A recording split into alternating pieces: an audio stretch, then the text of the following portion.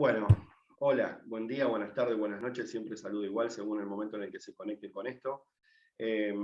Vamos a transitar un rato de preguntas sobre una de las counselors, desde mi punto de vista, más respetadas, más admiradas, referente de nuestra profesión. No voy a hacer mucho preámbulo, voy a agradecerle de antemano el tiempo que nos va a dispensar, y después van a encontrar en los comentarios del video, van a encontrar cómo comunicarse con ella si tienen ganas, quieren continuar haciéndole preguntas o cualquier consulta que necesiten con respecto a ella, ¿sí? Se trata de Nora Álvarez, ¿sí? Y ya, Nora, te doy pie para que te presentes brevemente como vos tengas ganas de presentarte. Bueno, buenas tardes, buenos días, buenas noches, escuchándote. Eh, Me presento como una persona interesada, que sabe que hay otros interesados en conocer nuestra profesión, en saber cómo algunos venimos transitándola hace algunos años ya. Uh-huh. Entonces sí hablo de mí, con mucho amor, con mucha pasión, con mucho respeto, con profesionalismo y con disponibilidad cada vez que me proponen una experiencia donde hablar del counseling y del enfoque centrado en la persona. Acá estoy por eso. Bien, bueno, buenísimo, te agradezco, y este espacio está pensado simplemente, simple y complejamente, para acercar referencias de counseling a estudiantes.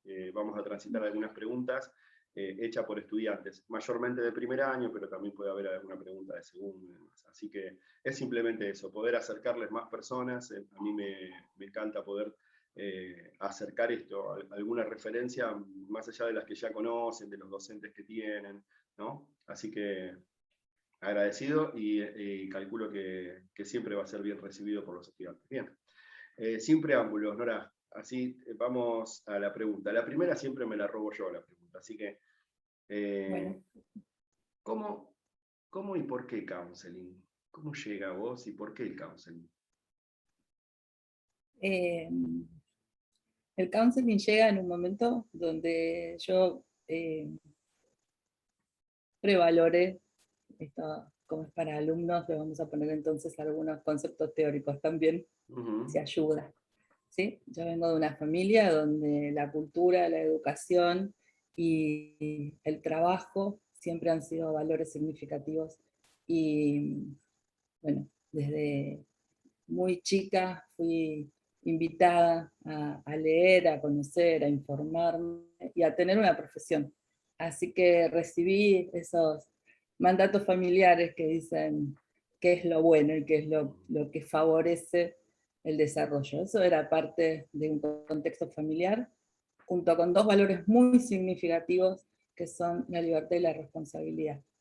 En esa época la responsabilidad para mí tenía bastante de ese aspecto que ya hoy no está, que es la responsabilidad como carga, como esfuerzo, Uh-huh. como sacrificio. Así que cuando me contacto con el counseling, yo venía estudiando una carrera universitaria que además elegía hacer una tecnicatura en simultáneo, así que Uh-huh. lo que hacía era sobrecargarme.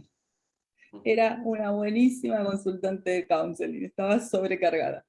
Eh, en lo que hace a lo personal, para este momento yo ya me había casado, eh, así que me había recibido de la tecnicatura que había elegido y seguía cursando en la carrera universitaria. Y en un momento dije, no va por acá mi vida, no quiero más esto. Eh, y en ese momento quien me acompañaba en mi vida me dijo, mira lo que encontré. Y encontró un recortecito así chiquito en el diario y me dijo, Uh-huh. esto es para vos. Y cuando yo contacto con la carrera, fundamentalmente con el enfoque de la persona, te diría que la primer clase yo dije, esto, Rogers tenía un grado de sintonía con lo que yo ya era como proyecto personal de vida, ¿no? Como valores esenciales para mí, que Uh-huh. cuando lo escuché, mi docente de enfoque centrado en la persona fue Rodolfo Lazzarini, así Uh-huh. que cuando lo escuché a Rodolfo dije, sí, es esto. Y fue como darle continuidad a un estilo de vida personal y haber encontrado una salida laboral, una salida profesional, una concreción de oportunidades que claramente no las iba a vivir si seguía en la dirección de estudio y de trabajo que había elegido antes. Así que en términos teóricos, yo me encuentro con el counseling como una expresión de mi propia actualización. Buenísimo. Gracias, Nora. Nunca te lo había preguntado. Bien. Bueno, vamos con la primera pregunta de estudiantes ya. Analía pregunta lo siguiente. ¿Cómo fue tu primera experiencia como counselor? Yo cuando hablo de mí en términos de counseling, hablo de esto que nombré antes, ¿no? De mi propia actualización como persona. Soy docente de la carrera y muchas veces les digo esto, ¿no? Aquella, si me viera, no lo podría creer. Claro. Yo era una persona muy tímida, introvertida, de poco hablar, de mucho trabajo de introspección y de lo que tiene que ver con el mundo interior, pero no así de relaciones interpersonales. Eso era, me costaba. Así que empezar a trabajar como counselor fue empezar a desarrollar habilidades sociales, fundamentalmente. Y ha sido una vida llena de regalos, la vida profesional, porque en la institución donde me formé teníamos facilitadores que acompañaban nuestro proceso de aprendizaje, y quien me acompañó como facilitador me llamó para que fuera facilitadora. Ese fue mi primer ejercicio profesional. Y yo cuando recibí el llamado dije, seguro que se equivocó. No se acuerda quién soy yo. Cuando me vea se va a dar cuenta que no. Y de la mano de él me llegó el primer consultante, la primera derivación. Y fui, creo, como todos los profesionales que recién empezamos, llena de temores, de dudas, desde esa personalidad que describo, ¿no? Una personalidad introvertida, temerosa, y además con una cualidad que lejos de dejarla, cada vez la abracé más, que es, yo soy esencialmente aprendiz. Yo me siento muy bien aprendiendo. Entonces, lo que me di cuenta en las primeras consultas es que había llegado la hora de aprender. En el momento ya de introducirte en la práctica, como que se potencia esa cualidad de aprendizaje. Totalmente. Bien. Cada encuentro sigue siendo para mí una posibilidad de aprendizaje. Sí. Y no es una frase hecha. Te puedo dar muchos ejemplos sobre eso. Buenísimo. Bien, gracias. María pregunta lo siguiente. No sé si es María o Mari, pero no importa. ¿En qué se modificaron, si es que se modificaron, tus concepciones previas sobre las personas y las relaciones interpersonales a partir de tu conocimiento y práctica del counseling? Un montón ahí en esas preguntas interesantes porque son nutridas. A ver, cuando yo tomo contacto con la noción de tendencia actualizante, con esta confianza básica en el potencial humano, ahí es donde digo, esto es para mí, porque yo como persona tengo esa convicción. Es una fuerte convicción acerca de lo que somos como seres humanos, como seres de la carrera que yo venía, sabía que en el origen somos pluripotenciales. Esa palabra no se me borró nunca. Todo el poder que hay en un ser humano cuando inicia el proceso de su gestación. Entonces, conforme fue creciendo el ejercicio profesional, yo fui confirmando que esto es así. Y además en una bidirección, por esto que te decía antes, que es, imagíname hablando como estoy hablando, si me ve aquella no lo cree. Yo misma tomé contacto con todo lo que se iba despertando y desplegando en mí. Entonces, aumentó la confianza, aumentó la disponibilidad para hacer con otros. La pregunta habla de las relaciones interpersonales. Sola, me llevo muy bien conmigo, me llevaba en ese entonces también muy bien conmigo. Yo sabía que sola podía mucho, pero de verdad descubrí que en equipo se puede muchísimo más. Y al día de hoy yo 21 años que ejerzo como counselor, la mayoría de mis proyectos son en equipo. Siento que no siempre es cómodo, sola es más cómodo, pero Claro. también sola es regresivo. Vuelvo a un lugar donde lo hago como yo quiero, como yo digo, bajo mis valores, bajo mis creencias. Es un... Entiendo. En cambio, por eso lo que dije antes de aprendiz, ¿no? Cada vez que me meto en un nuevo grupo o en un nuevo equipo de trabajo, empieza de nuevo, porque es ahora con estas personas, con estos modos, con estos funcionamientos, de posibilidades, de verdad. Genial. Como que si bien hubo un cambio o una incorporación o adquisición de algunas cosas, de alguna manera estaba presente tu concepción esto de las posibilidades. Y después se Sí, potenció. sí, porque para mí el enfoque centrado en la persona es de verdad una filosofía existencial de vida. Ujú. Entonces, el empalme que se produjo entre Nora Álvarez y el enfoque fue ese, que es, Ujú. por acá se puede confiar, por acá se puede construir. Hay una palabra que hace a mi sentido de vida, que es la búsqueda de lo desconocido. Entonces, la no directividad, que yo prefiero llamarla direccionalidad, es la búsqueda de lo desconocido. Bien, en el encuentro con el otro, ¿no? Lo desconocido de Sí, lo que va a acontecer. con Y el otro y conmigo. Estos espejos que somos todo el tiempo unos de otros, me ha traído todo lo desconocido que vengo descubriendo en mí hasta acá, y que Ujú. espero seguir descubriendo. Buenísimo. Gracias. Entonces, Gabriela pregunta, ¿qué aprendizaje nuevo tuviste que adquirir luego de recibida para ser más efectiva en tu práctica o en tu ejercicio del rol? Ni bien me recibí, yo elegí hacer profundización en el enfoque. Ujú. Y en ese momento, Rodolfo Lazzarini estaba brindando un espacio y con un grupo de counselors tomamos esa formación.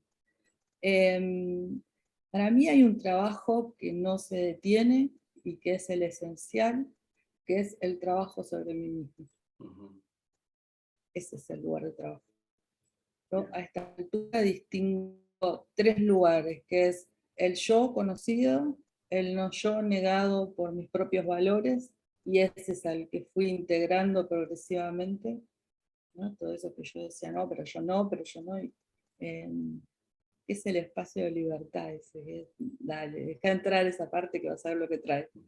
Y me di cuenta que conforme iba integrando más el no yo, empezó a aparecer lo desconocido. Y eso Bien. fue un nuevo techo que no paró. O sea que el nuevo aprendizaje potencialmente o básicamente fue sobre vos misma. A ¿Sí? partir de ahí. Y no es una frase hecha de los Ujú. libros esto, sino que quizás en algunos aspectos les voy a resultar a los alumnos como redundante, pero de Ujú. verdad creo que si nosotros no somos un mundo de infinitas posibilidades de exploración, somos un techo para nuestros consultantes. Excelente. Porque en Gracias. eso creo profundamente. Y entonces no solo aprendo estudiando textos, investigando, yo soy cinéfila, soy fatal, Ujú. Ujú. y he entrado en mundos que han despertado aspectos que yo no sabía que tenía, de resistencia, de rechazo, de discriminación, todo eso bueno que creía que era cuando era yo, cuanto más me metí en el no yo, descubrí que también soy eso. Que todo bien. Bien. Bueno, a ver, Gabriela nuevamente pregunta, ¿qué encontraste en la práctica que no se haya trabajado en la formación que da la carrera? A ver, la formación nos acerca a autores, nos acerca a conceptos, nos acerca a saberes, nos acerca a entrenamientos, pero la práctica es la vida. Y la vida, en el encuentro con los otros, encontré mundos, encontré creencias, encontré maneras de sentir, de pensar, de concebir realidades, de sobrevivir, ¿no? Cosas, realidades a las que yo no me había acercado personalmente, y por lo menos esta idea de que la aceptación incondicional no es una resignación o una confianza, perdón como lo voy a nombrar, pero una confianza estúpida. ¿Sí? La aceptación incondicional en mí, por lo menos, es una disposición a detengo lo que conozco hasta acá, digo, yo lo llamo de la piel para adentro, y cuando me encuentro con el otro, para mí es una experiencia de aprendizaje. He vivido situaciones personales, como todos los seres humanos, ¿no? De toma de decisiones, y hay una situación particular que a mí me llevó 2 años resolverla. Y en un momento llegó una consultante que venía con el conflicto y la resolución, con una claridad que yo, de la piel para adentro, era, yo te tendría que haber conocido antes a vos. Y es como el ejemplo más claro que tengo de cómo nos brindamos conocimiento unos a otros. Si estamos dispuestos a, y ahí la aceptación tiene otra faceta, que es resignar los puntos de vista personales.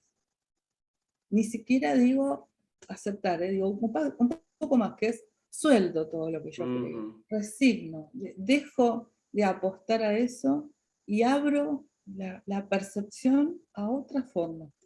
Y yo lo que siento a esta altura es que me he transformado en una esponja de posibilidades de otros.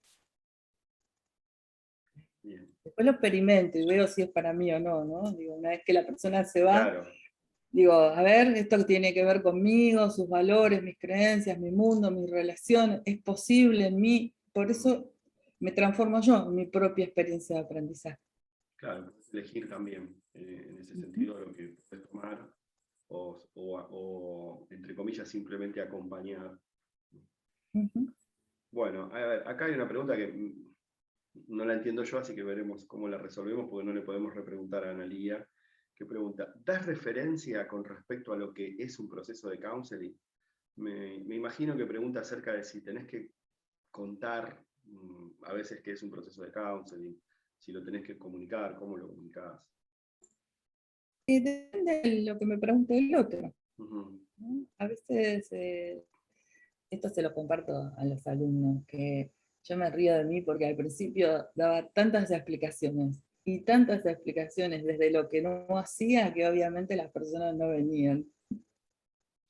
Bueno, Entonces, me gusta, ahora, van a creer que estamos confabulados, porque yo siempre hablo de esto, de expresar lo que hacemos en positivo.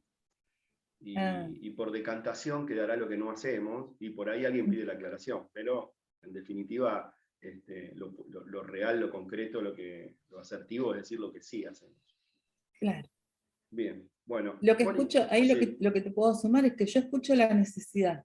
Cuando el otro Uh-huh. expresa lo que necesita, en función de eso, escucho si soy la persona que lo puedo acompañar, si soy la profesional que tiene las competencias habilitantes o no, y a partir de ahí aparece de nuevo la relación, ¿no? Donde veamos de qué se trata y si yo soy o no quien te pueda acompañar.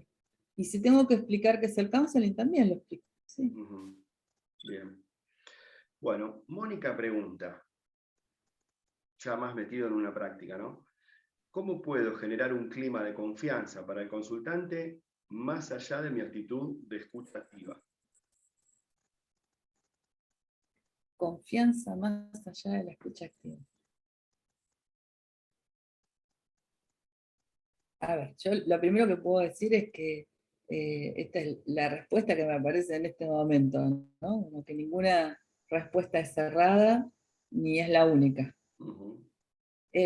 Cuando escucho confianza, más allá de la escucha activa, pienso en ser una persona confiable, en la confiabilidad. ¿Sí? En cuánta coherencia hay o no en mí, si yo sostengo con la persona que soy la oferta que hago como profesional. Me parece que que cuando hablamos de escucha activa, no sé si alcanzamos a dimensionar lo que significa sentirse recibido, recibido o recibida. Para mí, el eje de nuestro trabajo está ahí. Me parece que, bueno, esta teoría tiene más de 60 años ya. Y en ese sentido, para mí Roger sigue siendo un visionario. Creo que en estos años no hemos mejorado la calidad de receptividad. Al contrario, me parece que el sentido de inmediatez y los objetivos y el ritmo de vida y los compromisos hacen que a veces ni siquiera nos miremos a los ojos. Entonces, poder parar y que alguien me mire, me vea, me escuche y me reciba, eso es antes de ser escuchado. Y ahí empieza esa danza de la escucha, ¿no? Porque creo que si la tomamos como una técnica, aprendemos los indicadores de escuchar y nos olvidamos de las personas que necesitan ser escuchadas y de las personas que escuchamos. Y ahí, si me permitís, en términos de confianza, ¿no? Que es lo que están preguntando. El otro día como docente viví una experiencia que no había vivido nunca, que fue que sentí en el aquí ahora, ¿sí? Y esto tiene que ver, cuando entren en las etapas, busquen ahí lo que es el presente ahora. En el aquí ahora sentí que tenía una sobrecarga de adrenalina sentada, que era como muy extraña, porque no había, supuestamente, yo no estaba viviendo ninguna situación que me pusiera en riesgo como para tener tanta adrenalina, pero sí mucha atención en la escucha. Es un grupo numeroso y había una interacción muy fuerte. Y después me quedé pensando, cuando terminó la clase, qué me estaba pasando, que yo estaba así, ni siquiera te puedo decir que era inquieta, yo sentía como burbujear el cuerpo. Y ayer, conversándolo con un profesional, hablábamos de las liebres que cuando están en situación de alerta, después tienen que salir corriendo para descargar la adrenalina, porque si no corren riesgo de infarto. Entonces, ¿qué tiene que ver esto con la confianza? Que si yo no me escucho a mí activamente para reconocer este proceso en mí, me puedo empezar a poner en estado de amenaza y de alerta y empezar a ya no querer escuchar. O sea que la confianza, en cuanto a confianza básica, y me voy más atrás entonces, ¿no? Cuando pregunta cómo trabajamos la confianza además de la escucha activa. Hace una presencia muy responsable de quien escucha, para estar disponible para recibir, puedo pensar en la cantidad de personas que están como telemarketers en cabinas de peaje, atrás de una pantalla haciendo control de seguridad, que son personas que están siendo todo el tiempo estimuladas y perdiendo esa capacidad de presencia. Digo, para que sigamos pensando cuánto tiene que ver la confianza y la presencia con la escucha activa. No sé si es demasiado complicado lo que estoy acercando. Pero... yo creo que no. Después veremos las repercusiones. Igualmente yo de cada respuesta tuya veo que hay una posibilidad de ramificación y bifurcación de posibilidades de repreguntas, que bueno, por cuestiones de tiempo no lo vamos a abordar, pero entiendo que por ahí en algún momento aparece la necesidad de preguntarlo. Bien, María, la otra María, o Mari, ya no puedo diferenciar, pregunta lo siguiente, y hay una aclaración. ¿Qué métodos estimulantes o corroborantes utilizás en los encuentros? Y aclara, cuando digo estimulantes hacia el consultante, me estoy refiriendo en el supuesto caso que a la persona le cueste mucho hablar, contar lo que le aqueja. En ese caso, ¿sería posible algún estímulo?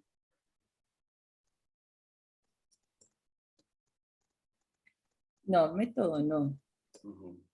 Lo que creo es que el estar con otro que te escucha, vuelvo acá, voy a ser reiterativa, que te escucha, que te recibe, que tiene interés, que es curiosa, que de verdad quiere comprender lo que te pasa, cómo te pasa. Eso es un estímulo. El estímulo es mi Un otro necesidad por disponible, conocer. un otro disponible, dispuesto. Sí, sí, mi necesidad de conocer y comprender qué hace que seas quien sos, que vivas como vivís, que sientas lo que sentís y que tengas las incomodidades o no, o las alegrías, porque los consultantes no solo vienen por estar incómodos o sufrientes, algunos vienen con ansias de crecer. Entonces, si esto lo asocio a la pregunta que hicieron respecto de mi primer consultante, de mis primeras experiencias, yo no era demasiado preguntona.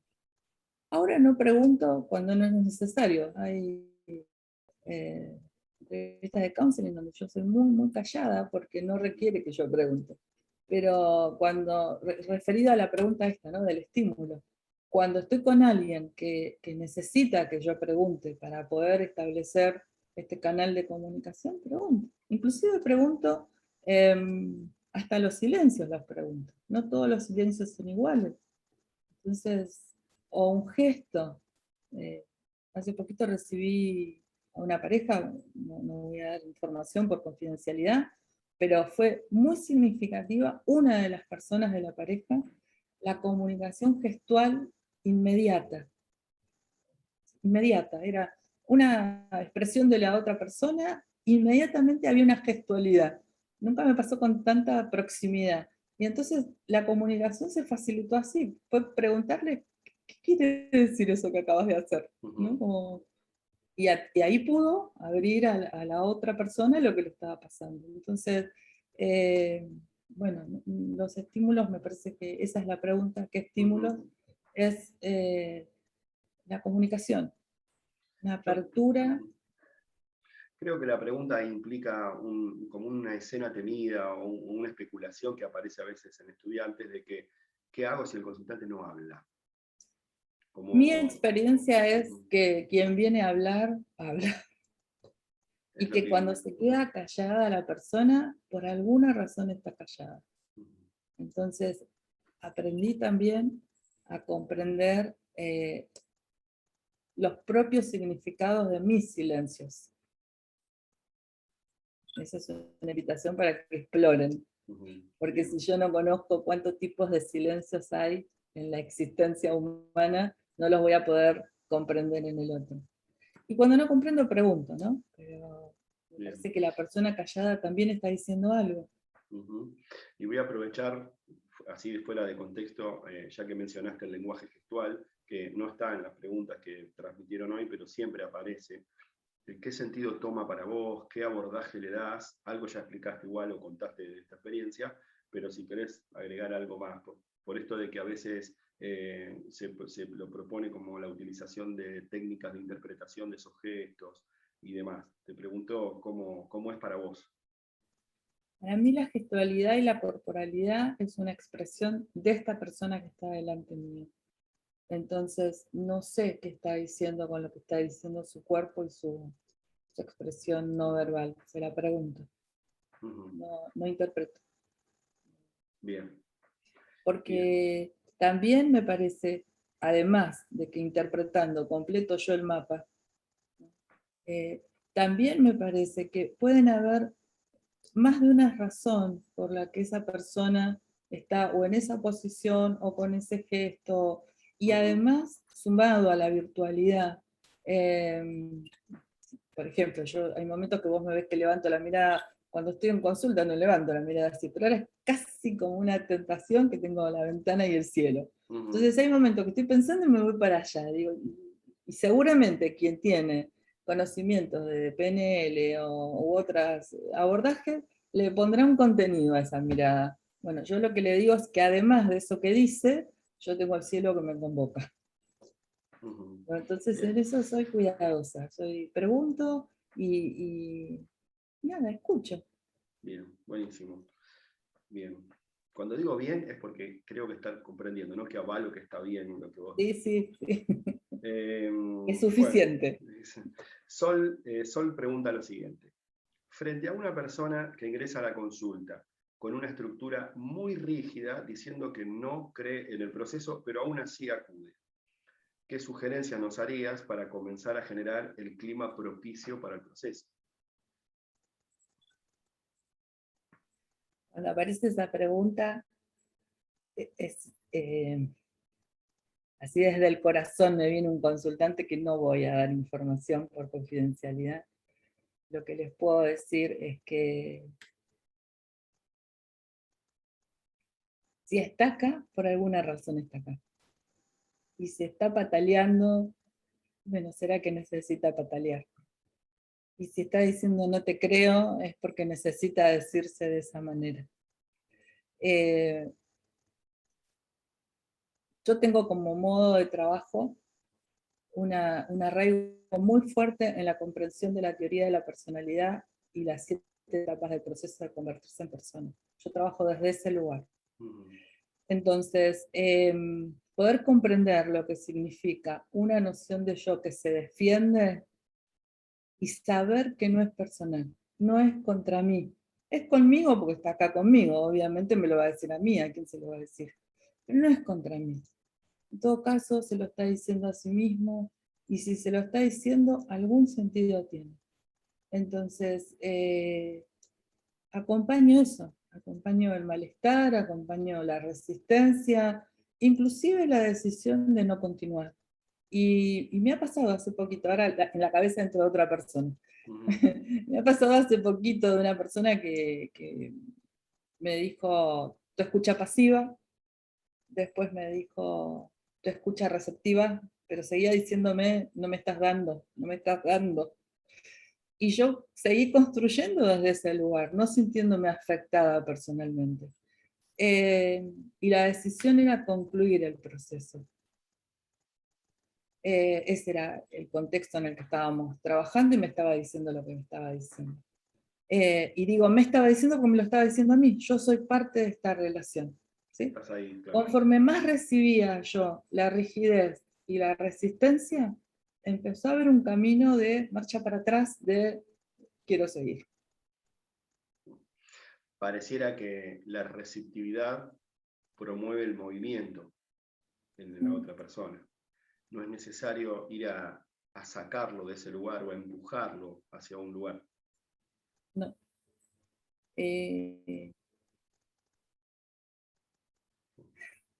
Lo que pasa es que ahí abrís otro escenario que no está preguntado, no sé si avanzo sobre ese. Como quieras.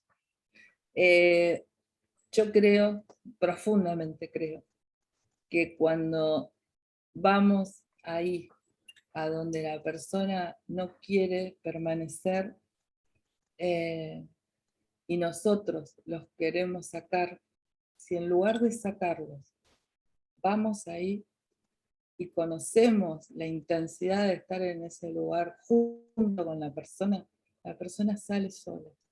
Pero no es un sola de abandonado, es un salimos juntos, yo voy al lado tuyo, me vas mostrando por dónde. Y una vez me divertí muchísimo sola después conmigo, porque yo acompaño las metáforas y las analogías, me meto ahí adentro. Y nos habíamos metido en un pantano, y entonces describió el pantano y el contenido y la resistencia y el tironeo, y nos hundimos, y todo, nos metimos en el pantano juntas. Y en un momento yo nombré la oscuridad del agua, y me dijo, no, es cristalina ya. Genial. Y yo me di cuenta que ella ya había hecho un proceso de salida, y yo me había quedado un poquito atrás en el camino. Pero ese es uno de los, por eso te dije, estoy llena de regalos, de experiencias de exploración. Yo no saco a nadie, o a ver, tengo la intención de no sacar a nadie. Quizás en alguna oportunidad me gane alguna necesidad personal, y ahí me llevo a trabajar qué me pasó, que no pude permanecer. Permanecer en el dolor, conocer la intensidad de lo que eso significa, a las personas le da poder. Poder de salida, poder de construcción, no aniquila el dolor. Pero hay que atreverse como acompañantes, si quieren, digo, el AI no es una obligación, sino el que quiera hacer ese recorrido, desde mi experiencia, no desde los libros, toda vez que yo me metí a fondo en ese lugar, aparecen las imágenes, el agujero negro, el pantano, esos lugares oscuros que yo los significo como lo desconocido también, porque se nombran, pero se nombran desde afuera. Y una vez que te metiste, resulta que no te querés quedar en el pantano. Y el sentirse acompañado, acompañada, es un estímulo como para intentar ese cambio que a veces no, pareciera que no podemos, o solos no nos animamos. Sí, porque además el poder que tiene la palabra y la simbolización de la experiencia que tanto nosotros nombramos, ¿no? Cuando estamos metidos ahí y desde afuera es un bosque tenebroso lleno de fantasmas y un pantano y después te metiste y es un charquito que das 2 pataleadas y decís, bueno, pues yo de acá puedo salir, y el bosque no era tan bosque, y hay un otro al que le estoy diciendo, ¿sabes que estoy mirando alrededor y creo que hay 3 pinitos creciendo? No es un bosque de álamos y de no sé cuántas otras cosas. Creo que eso, ¿no? Como la profunda significación de la experiencia con un otro que te comprende, ayuda a que resignifiques tu propia experiencia. Bien, gracias, Nora. Otra pregunta, Mónica. ¿Desde qué parámetro me apoyo para que exista una distancia óptima en la relación con el consultante? Bueno, acá no sé si los voy a complicar. Yo les cuento cómo lo vivo hoy. Sé que al menos a mí me llevó más de 20 años llegar acá. Quizás acercándoselos en algo ayude, porque ahí habla de parámetros. Para mí la distancia óptima, primero que no es una, sino que es cada vez con cada consultante, en cada proceso y durante el proceso. O sea que es una distancia que voy ajustando como si fuera el lente, ¿no? Que va enfocando, tengo que ir enfocando, hay momentos que hay que correrse, hay momentos que hay que estar muy cerquita. Yo distingo en la distancia óptima 2 aspectos, el aspecto cognitivo y el aspecto emocional.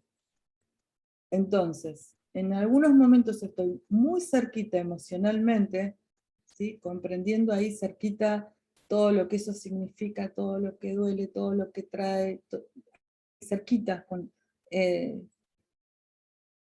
Bermejo dice que la compasión es un grado muy alto de empatía, porque es un corazón que va con, ¿sí? Hay una pasión acompañada. Entonces, muy cerquita desde ahí, desde esa pasión, y en esos mismos momentos, quizás tengo que estar cognitivamente lo suficientemente lejos como para ver todo. Para saber que sí, para esa persona, ella siente que son los otros lo que le producen todo lo que está sufriendo. Pero yo en perspectiva miro y digo, sí, pero también sé que esto, hay un montón de otros componentes. Entonces eso me permite no identificarme, no sobreinvolucrarme, porque cognitivamente estoy comprendiendo que la realidad es mucho más amplia que lo que esa persona en este momento está viviendo. Y no hablo de una realidad que yo comprendo, hablo de una realidad que configuro con todos los datos que me va dando encuentro a encuentro. ¿Sí? Ese que es el amor de su vida, hoy es el demonio que le arruinó la existencia. Entonces yo cognitivamente sé que es el amor de su vida que hoy se transforma en el demonio que le arruinó la existencia. Hoy, ahora, acá. Y me quedo ahí, al lado del dolor que produjo el demonio, con la probabilidad de que la semana que viene volvamos a la, ¿no? Como esto de no identificarnos con el problema. Bien, bien, genial. Bien, Mónica pregunta, ¿cómo acepto? No, perdón, otra, antes, después viene esa. Sol dice, ante una persona que insinúa que no tiene deseos de vivir, que no le encuentra sentido a la vida, ¿cómo me doy cuenta si debo tomarlo como una alerta? ¿Es un indicio de derivación? Y aclara, por supuesto que al estar en primer año hay cosas que todavía desconozco, aún así no quería dejar de transmitir mi inquietud. Esa es una pregunta que es muy recurrente y que además en este momento, ¿sí? Con todo lo que significó la pandemia, el aislamiento, la pérdida de recursos, digo, me parece que también es importante que tengamos en cuenta que las personas no son en el vacío, son en su contexto, con sus relaciones y sus circunstancias. no siempre cuando la persona dice que se quiere morir, está diciendo que se quiere matar. Ujú. Lo que sí tomo de esta pregunta, y comprendo que en primer año aparezca además, es encender entonces con mucha atención y mucha alerta la percepción. ¿De qué se está queriendo morir? ¿De una manera de funcionar, de un sistema al que pertenece, de un ámbito laboral? Algunas personas inclusive hasta tenemos de yo me mato, yo me mataría, yo soy una de ellas. Yo a Ujú. veces suelo decir yo me mato, yo no puedo creer lo que hice. Y es simplemente una expresión, no tiene arraigo en ningún deseo. Ujú. Esto de el alerta que, recordame cómo lo expresó ella. ¿Cómo me doy cuenta si debo tomarlo como alerta? ¿Es un indicio de Sí. derivación?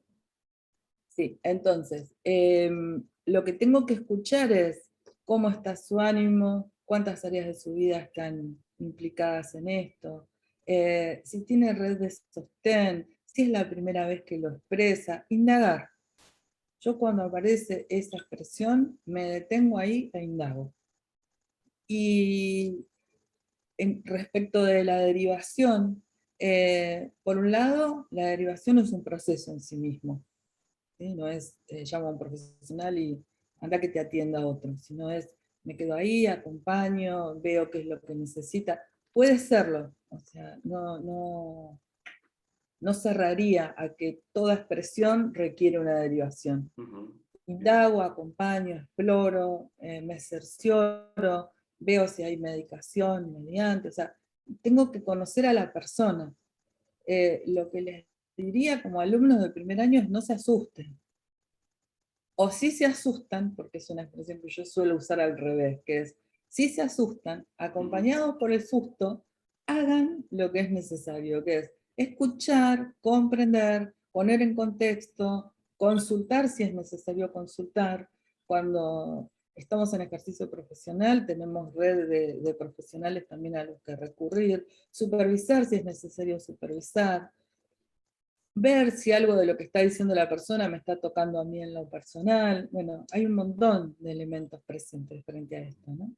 Bien. Eh, pero vuelvo a lo que dije al principio, que es, si alguien aún fuera que está pensando en tomar una decisión así y se siente recibido, recíbanlo, escúchenlo y acompáñenlo. Ujú. Bien. Y obviamente que el concepto de interconsulta y derivación lo van a seguir explorando en Sí, segundo, en claro. tercer año. Así que, bien, Y gracias. ahí me atrevo a decir algo que, bueno, suelo decir yo como docente, que es, a veces le tenemos miedo a la expresión de la muerte, del deseo de muerte física, y no tanto a la muerte a la que estamos sometidos muchas personas cotidianamente. Ujú. Entonces, a veces, tomar contacto con un proceso de counseling hace que la persona diga, me quiero morir a esta forma de ser. Y eso no quiere decir que se va a matar. Diga, estoy cansada de vivir así, no quiero más de esto. Y a veces asusta porque hemos naturalizado vivir como muertos vivos. Y me hago cargo de lo que estoy diciendo. Bien, entiendo. Sí, me queda concretísimo esto de animarnos a acompañar, a indagar, a entender, digamos, profundamente la experiencia, más allá de la palabra directa que implicará una alarma, una alerta por el imaginario. Bien, bueno, ahora sí, Mónica pregunta. ¿Cómo acepto una situación que percibo peligrosa para la persona con respecto a alguna situación que está atravesando? A ver, cuando yo escucho la palabra aceptación, entiendo que se está refiriendo a la aceptación incondicional. Sí. Y si hay aceptación incondicional, no me hago la pregunta cómo la acepto. Es parte de la experiencia de esta Ujú. persona. Lo que tengo que ver es qué implica a esta persona esto que está eh, compartiendo. Pero si no hay aceptación, no voy a poder entrar. Si no hay empatía, es difícil que yo comprenda. Y si no hay aceptación, ¿cómo va a haber empatía? Ujú. Sí, creo que la pregunta reside en esto de, pero si yo considero, porque eso dice, yo percibo como peligrosa en esa situación, ¿cómo hago para aceptarla? Vos lo que decís es que debería primar en nosotros una genuina actitud aceptante, lo cual no le revestiría, sin quitarle las connotaciones concretas, ¿no? No revestiría lo de peligroso, sino que revestiría más lo de validación de la experiencia. Sí, te pongo un ejemplo así medio, bueno, además de personal, demasiado simple quizás, pero para pensar esto, ¿por qué traje la empatía? A ver. Yo era la mayor de algunos hermanos y a uno de ellos le pedía a mi madre que lo llevara al psicólogo porque tenía un problema ese chico, y un psicólogo se tenía que ocupar de él, porque ese chico se iba en grupo, en un camión, al río. Uh-huh. Yo decía que ese chico tenía problemas, porque era un vago. Yo estudiante y él vago al río. Y hoy lo miro desde acá y digo, él tenía la libertad de armar una buena banda con la que se iban al río y la pasaban bien, y yo veía peligro. Entonces, lo que me pregunto es, ahí donde yo veo peligro, ¿hay peligro o necesito entrar en ese marco de referencia, no solo interno, sino contextual, para comprender si a eso que yo le llamo peligro es peligro o no? Y vuelvo a esto que dije en otra de las preguntas, que es, en este contexto, con estas situaciones laborales, con todo lo que sabemos que estamos viviendo, hay un montón de experiencias que pueden sonar peligrosas. Tenemos que ver cómo las vive esa persona. Bien. Se me Bueno, vienen un montón de imágenes que yo te podría decir, por mi realidad cotidiana es peligroso. Espera, anda a ella y ve cómo es claro. para esa persona. Sí, Ahora, si sí entrar es en el contexto, peligrosa, sí. entrar en el Ahora, marco si de la sí es persona. peligrosa, la aceptación no impide que yo tome recaudos. Claro. Porque esa es la otra cara, ¿no? Si yo, porque cuando hablan de peligro puedo pensar que están pensando en algún tipo de abuso de sustancias o de, no sé, o de pantallas, digo, abuso de Uh-huh. pantallas también puede ser riesgo, ¿no? Conductas de riesgo, Eh, claro. conductas de riesgo, entonces, pero la mejor forma de poder acompañar a alguien a comprender el riesgo de sus conductas es metiéndonos a comprenderlas. Bien. Eso es lo que yo interpreto, ¿no? Bien, bien, bien. Comprendo. Bueno, a ver, Gabriela pregunta lo siguiente. Es más larga esta pregunta. Acá se confundieron de Nora, pero no importa. Yo no había dado tu apellido cuando dije. En realidad yo no quiero mantener el misterio, entonces, pero se me escapó Nora y creyeron que era por ahí otra persona. Pero igual la pregunta creo que es válida para hacer. Gabriela dice, ¿cómo pensás que se puede trabajar desde un equipo directivo de una escuela primaria, con el plantel docente, para impartir la enseñanza desde el enfoque centrado en la persona, sabiendo que la escuela es estatal y que se rige por programas y metodologías estipuladas por el sistema educativo? ¿Es posible hacerlo o es un planteo muy utópico? Y aclara que es vicedirectora de un establecimiento primario estatal. No, lejos de ser utópico, a mí me parece que ese es el lugar para trabajar, porque promover en los docentes que tengan la disponibilidad de las actitudes para simplemente empezar por mirar de una manera aceptante y empática a sus alumnos, es inimaginable lo que puede desencadenar. Eh, Trabajar centrado en el alumno no implica deshacerse de las estructuras que a veces se las vive como limitantes, ¿no? Uh-huh. Yo particularmente creo que el problema no son las instituciones, son las personas que nos institucionalizamos. Entonces me parece que cualquiera de nosotros que esté en un ámbito educativo, que pueda crear climas de seguridad y confianza lo suficientemente nutricios como para que empiecen a emerger las individualidades, eso ya es centrarse en el alumno. Uh-huh. El escuchar a alguien que te está diciendo, necesito ir al baño. sentirse visto y reconocido en esa necesidad como en un montón de otras. Vos me dirás si tengo tiempo para dar un ejemplo. Sí, sí, dale. ¿Sí? En algún momento una estudiante de counseling que era maestra de jardín, y en un momento me dijo, Nora, te puedo hacer una pregunta. Tengo un alumnito que tiene una serie de comportamientos que es imparable.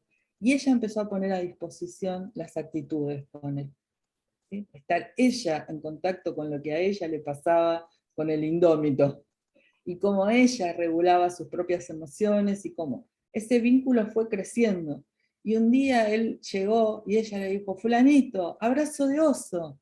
Y él le contestó, señor, yo doy abrazo de árbol, que era durito así, porque todo su condicionamiento no le permitía abrazar.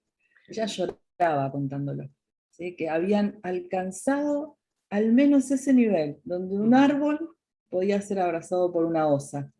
Y eso a mí ese ejemplo y un montón de otros que me han contado los alumnos, y mi propia experiencia como docente, que es, en cuanto se empieza a generar, yo uso esta frase, que es, venite con lo que sos, venite.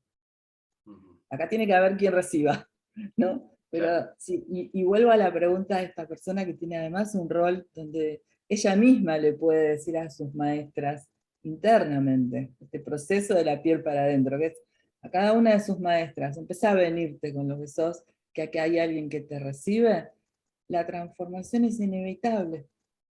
Ser visto es inevitable el proceso de transformación. Así en el momento, no sé si el grupo conoce, si no les referencio un video que se llama El Circo de la Mariposa, donde quien ve se acerca demasiado, ¿sí? Quien recibe y ve se acerca demasiado, y recibe un escupitajo. Y él dice, disculpas, porque reconoce que se acercó demasiado. Esto lo linkeo con la pregunta de distancia óptima. No es culpable en ese caso, él lo asume así. No tenés la culpa vos de escupirme, sino yo de haberme acercado demasiado. Y eso desencadenó lo que desencadenó en el video. Bien, sí, creo que apareció en algún momento, alguien lo comentó, alguien lo recomendó, así que seguramente igual va a quedar también en los comentarios del video. Bien, Mónica pregunta lo siguiente. ¿Se puede lograr ser totalmente empático con una familia en caso de haber un conflicto? ¿Se puede acompañar como un counselor sin ser directivo? Mónica es, Sí. me encanta Mónica, porque suena a imposible. Es imposible, claro. El totalmente, yo diría que en este contexto de aprendices, de intención sostenida, yo le sacaría el nunca, el siempre, el totalmente o el ninguno, ¿no? Y me entregaría más a la experiencia de intentar, cada vez. Lo que va sucediendo es que en ese intento uno va cobrando conciencia de lo posible o no en sí mismo. Yo voy dándome cuenta cuando no, y en ese no, ¿qué nueva información me quedó como para, si quiero, sí? Porque me pregunto quienes no eligen la empatía, ¿cómo pueden escuchar el totalmente? ¿No? Porque yo tengo que ser empático con mi familia. Las emociones y la afectividad lo vuelven más complejo. ¿Sí? Por eso nuestros consultantes no tienen vínculos afectivos con nosotros. Y lo que voy a decir ahora va a sonar disruptivo, y me gusta que suene así. Yo suelo decir que la única necesidad que cubren mis consultantes o las personas que yo acompaño es la económica. No me deben nada. Yo no tengo que satisfacer mi necesidad de afecto, ni de pertenencia, ni de seguridad, ninguna necesidad con los consultantes. Ahora vuelvo a la familia. No es tan fácil con la familia tener ese amor de alto nivel, donde desapegadamente yo pueda decir, no me debes nada. No, al contrario, cuando me cuesta comprender es, Claro. yo te preparé la comida. ¿No? Entonces, la afectividad, la dependencia, hay un montón de factores que hacen que cuanto más crece la empatía, más decrece todo eso otro. Y el desapego va produciéndose producto de la empatía. Esa es mi experiencia. Bien, ¿Sí? Cuanta bien, más sí. aceptación incondicional y cuanta más empatía en la comprensión del proceso del otro y de mi proceso con ese otro, es más posible. Sí, con respecto a esto que decías en la primera parte de la respuesta es, yo siempre hablo de ser persistentes en el intento de ofrecer aquello, aún a sabiendas que no siempre vamos a estar conformes y no siempre vamos a considerar que hemos ofrecido lo óptimo, pero con la convicción de, digo, es esto lo que quiero ofrecer. Después veo hasta dónde llego, cuáles son mis limitantes y cómo es el intercambio también, pero principalmente esto, ser persistente ahí. Bien. Y Bueno, Ana, porque sí, tanto la empatía como la aceptación incondicional lo que aumentan es el conocimiento de mí misma.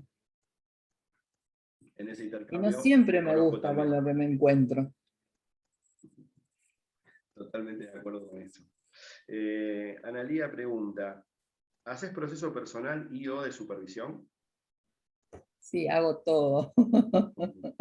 Porque si no, esta profesión es insalubre y no tengo miramiento en decirlo. Ya les Donde, dije antes, contesté lo de lo nuevo, esto que detecté de la adrenalina, pero bueno, saco el pero, sin el pero.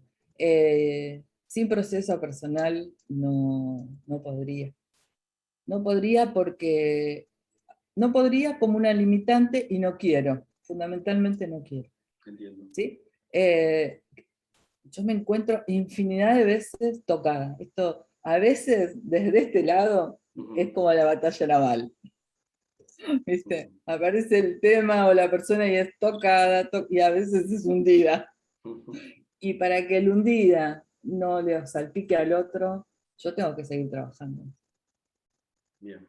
Bien, y la pregunta que sigue está también alineada acá. Y Sol pregunta, cuando comenzaste a ejercer, ¿automáticamente comenzaste con supervisión? Es decir, en el ejercicio, ¿te encontraste con temas que te resonaron de tal forma que hayas sentido la necesidad de tener tu propio espacio? ¿Dónde encontraste ese espacio?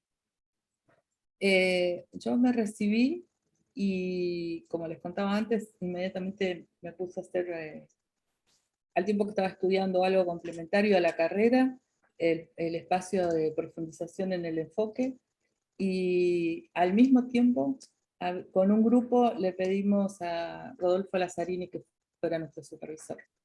Y él no quería. Otro día les cuento todo esto para no irme en anécdotas, pero lo convencimos porque tuvimos poder de persuasión. No tenía consultantes y yo quería supervisar. Y empecé a trabajar teóricamente la supervisión.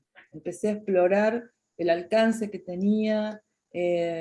Empezamos, eso mismo nos motivaba para empezar a trabajar y siempre supervisé. Tuve un espacio sostenido de coavisión desde que me recibí, y el único momento en el que interfiere para que yo no supervise es cuando estoy de vacaciones. No detengo la supervisión, no, porque, pero creo que a veces también pareciera que solo supervisamos cuando tenemos un problema. Y la supervisión es el espacio de reflexión sobre una experiencia irreflexiva. El encuentro con el consultante es irreflexivo, la experiencia es irreflexiva. Y yo a veces detecto algo que no tengo tiempo de ocuparme. Entonces yo tengo que tener un espacio donde ocuparme de mí. Si no me ocupo de mí, cuando esté con los consultantes, y cuando digo ocuparme de mí, es proceso personal y supervisión, ambos espacios. Si no, soy una caja de activaciones cuando estoy con el consultante. Bien, bien, justo y la última pregunta que tengo es de Fabiana y tiene, en este sentido, creo que se complementa. Dice, si uno identifica una sensación de malestar de cualquier índole al escuchar a un consultante, pero lo logra reconocer, superar y seguir adelante sin que eso afecte el proceso. Igual debería llevarlo a supervisión. Lo que pasa es que cuando el espacio de supervisión es un espacio vital, y es un espacio, después cada uno decidirá si es individual o grupal. Yo siempre supervisé grupalmente porque me parece que sumar miradas es rico. Entonces, a veces yo detecto por qué otro está supervisando.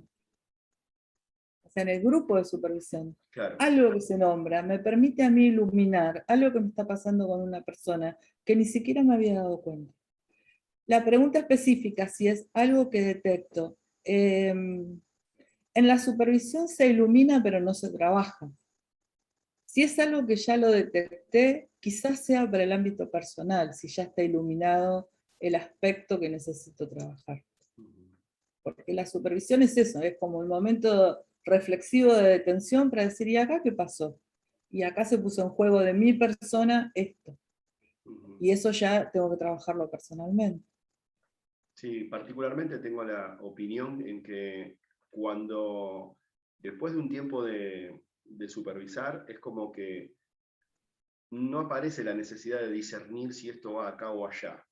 Como que emerge de manera automática, pero entiendo que en los comienzos nos lo planteamos o nos lo preguntamos de qué lados, y a veces llevamos a todos lados, pero creo entenderlo desde ese lugar. Bien. Bueno, Nora, hemos llegado al final de las preguntas ya establecidas. Yo tengo, lo último que voy a preguntarte es si te gustaría dejarles algún mensaje, un mensaje. No quiero, con otras connotaciones, a quienes hoy se están iniciando su formación, primer año, o promediando su formación, e incluso quienes estén terminando ya la formación, si te gustaría transmitirles algo. Ojalá puedan contactar con el valor que tiene respetar la dignidad humana y no querer direccionar a nadie a que vaya a donde no quiera ir. Ojalá puedan encontrar el sentido profundo que tiene recibir. Yo voy a decir desde mi ejercicio profesional, la no directividad es un océano de posibilidades de libertad, pero no solo para el consultante. Cuando nos metemos en el océano del otro nos damos cuenta que nuestra pecera es súper chiquita. Entonces la vida se va ampliando y la conciencia se va ampliando y van entrando más y más y más datos. Y algo que yo suelo decir es que yo no tengo posibilidad de darle libertad a nadie, pero sí puedo evitar restársela. Y lo que les puedo decir desde mi experiencia como counselor, como persona, es que a veces duele, pero lo que está del otro lado siempre es superador, siempre, esa es mi experiencia. Aún en las pérdidas más difíciles de atravesar, la naturaleza humana tiene una capacidad de resiliencia que es extraordinaria. Y mi otro ojalá es, no se crean que no se puede. El counseling de verdad que es una profesión que es riquísima, que es una profesión que ofrece oportunidades, que las personas quieren conocerse, quieren comprenderse, quieren recuperar la capacidad de autodirección de sus vidas, quieren poder elegir, las personas quieren, no es cierto que no. No es cierto que no pueden solas y que necesitan de bastones para andar por la vida, no es cierto. Y que cuando nos encontramos con personas que están muy dañadas, pues no soy ingenua, ¿sí? Sé del sufrimiento, sé de los condicionamientos, sé y acompaño la pobreza y la supervivencia. Igualmente esas personas pueden alcanzar el máximo potencial que aún tienen.